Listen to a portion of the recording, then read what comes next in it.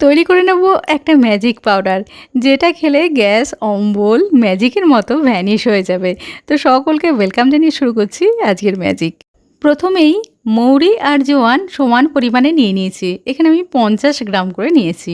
দুটোকেই আলাদা আলাদা করে শুকনো খোলায় নেড়ে নেব, পুড়ে যায় না যেন।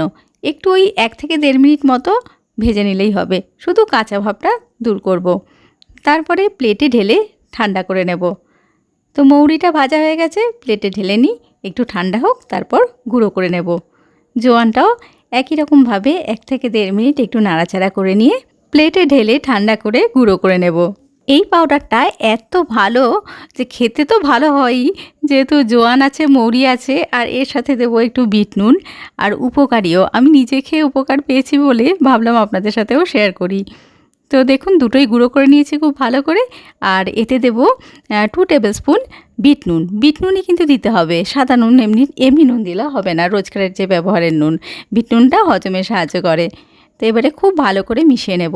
কাগজের মধ্যে নিয়েছি, তাতে করে বোতলে ঢালতে সুবিধা হবে।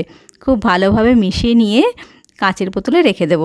খাওয়ার পরে একটুখানি করে খেলেই, ওই ধরুন মানে একটুখানি হাফ টিস্পুনেরও হাফ আর কি 1/4 টিস্পুন করে একটু খেলেই দেখবেন কোনো রকম গ্যাস বা অম্বল হচ্ছে না। খুবই ভালো। তো আজকে আসছি, সবাই খুব ভালো থাকবেন, সুস্থ থাকবেন।